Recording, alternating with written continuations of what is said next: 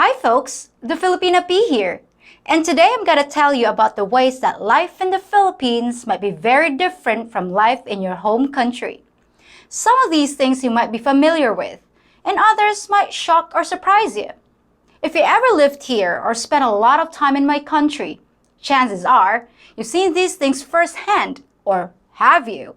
So sit back, relax, and enjoy a little tour of our unusual way of life. First, the dead.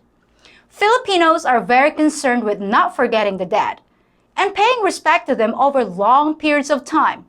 We have many different rituals surrounding death which can vary from island to island, but here's a strange one that's still followed today in parts of Luzon.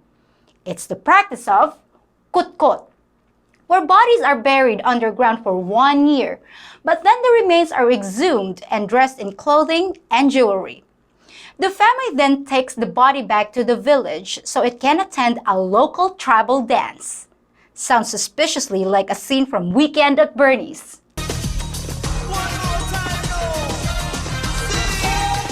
After the dance, the body is brought into the home of the family, where it stays for an entire year.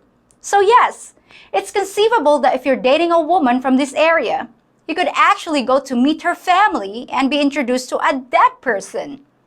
At the end of this period, the body is carried to a cave where it's laid in its final resting place along with the bodies of other villagers. I've often mentioned how close Filipino families are, and now you can see that I'm not exaggerating. It's also interesting to note that with traditional burials, cemeteries charge the families a yearly fee to house the remains, which are usually put in boxes like a mausoleum. But if the family runs short of funds, the bones of the relatives are combined into one box. If the family still can't pay for the box rental, the remains are tossed into an unmarked mass grave. So the concept of honoring the bones of the dead only goes so far. And what about the living? Well, we have many of the same traditions as you do, but sometimes we still do them in a slightly different way. Take circumcision, for example, what we call tuli. Every summer, the government offers free circumcisions to the population, using modern procedures and healthcare standards. But many families believe that the traditional method, called albularyo, must be used in order to turn their boys into men. With this method, boys aged 8 to 12 years old visit a local circumciser who has them chew on guava leaves before performing the procedure with a sharp, curved blade of wood. Excuse me? Oh, I don't think I have any extra. Couldn't we pierce our ears or something? Afterwards, the chewed guava leaves are applied to the wound as the healing process begins.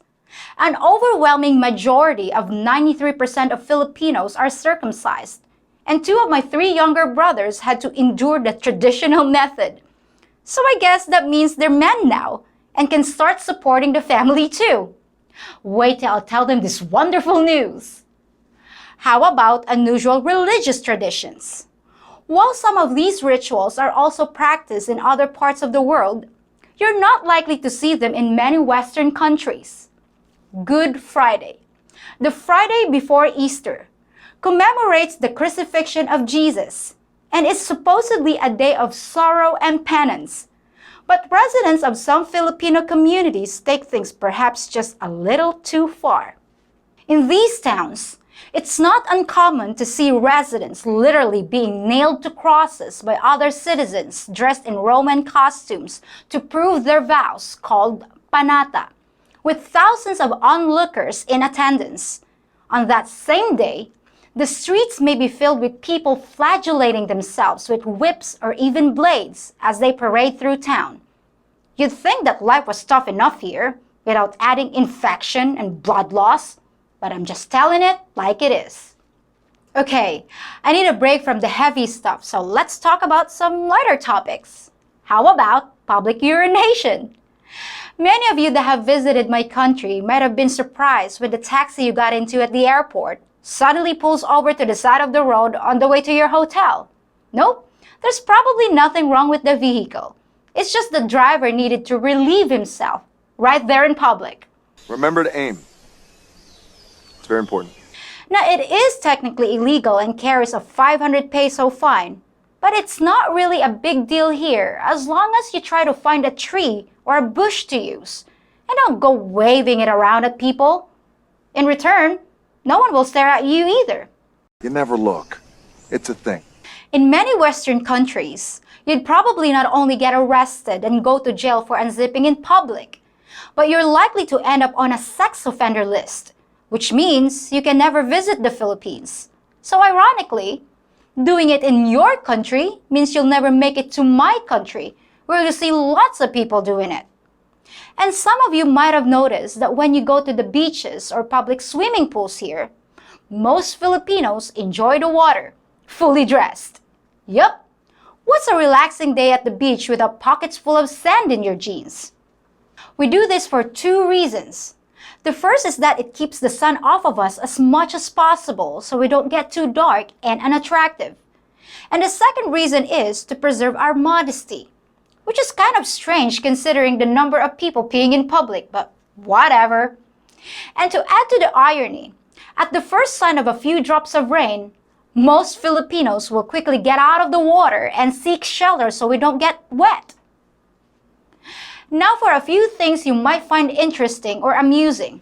Let's talk about Filipino gestures and what they mean. Have you ever asked a Filipino for directions? There's a good chance that your question was answered with the lips. We use our lips to point with because pointing with fingers is often considered rude or aggressive. Raising our eyebrows like this is another way of saying yes. So if you encounter a pretty Filipina who does this, it is not an invitation for hanky-panky.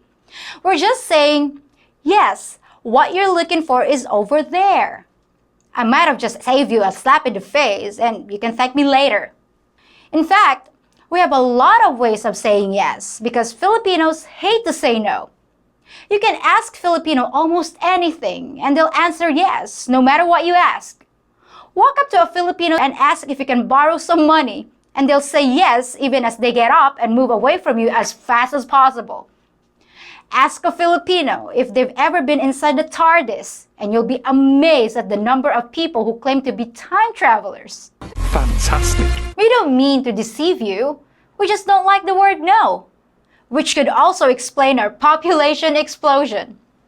And if you ask us something but we didn't hear you or understand what you said, this gesture means, please repeat the question. Okay, you got all that so far? Well, to make things even more confusing, here are some things that mean the exact opposite of what you think they do. When we say, we're saying yes, not no like it means in English. When we say, uh-oh, we're also saying yes, not announcing that we have a problem. And this gesture actually means come over here, not go away. If you don't know these signals and gestures, it can turn an ordinary encounter into a comedy routine.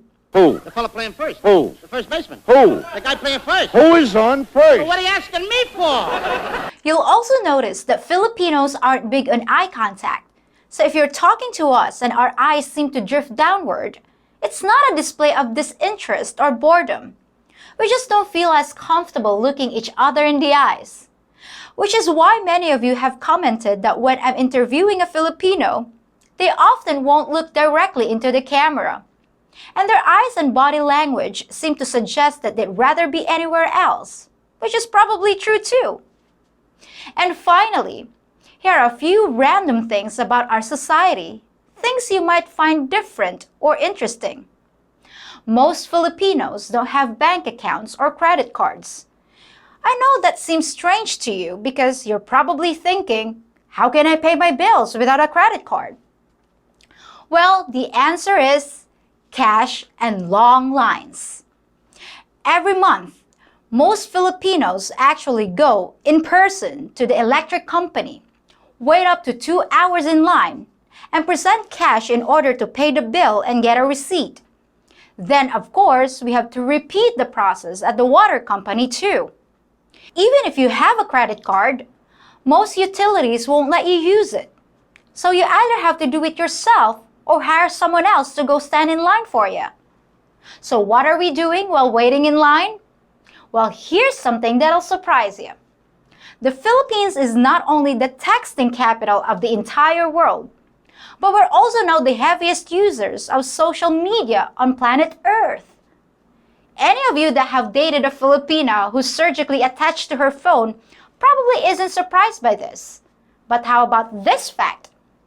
A Filipino using social media spends an average of 10 hours and 2 minutes per day on sites like Facebook and YouTube.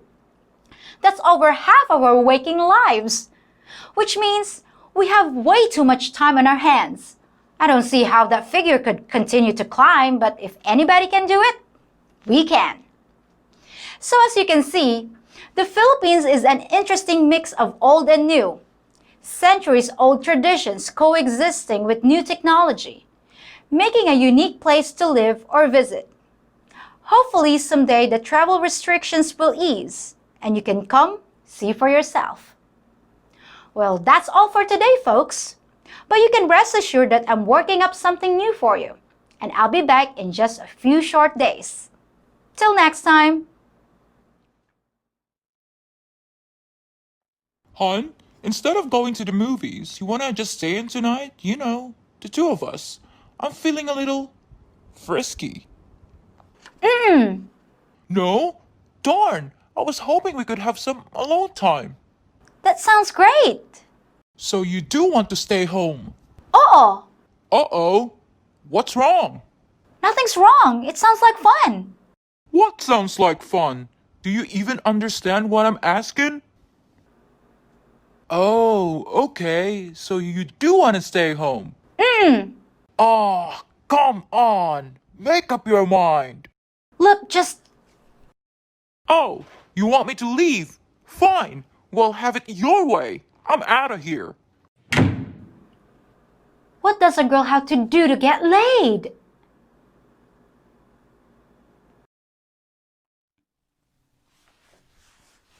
If you think about it, I'm kind of like your chef, cooking up gourmet content for you connoisseurs of quality videos. The only thing I ask for my talent in the kitchen is a small thank you in the form of a thumbs up on this video and subscribing to my channel. And while you're waiting for your next culinary masterpiece, why not enjoy some of my other videos too? And if you find a really long black hair in your food, he did it.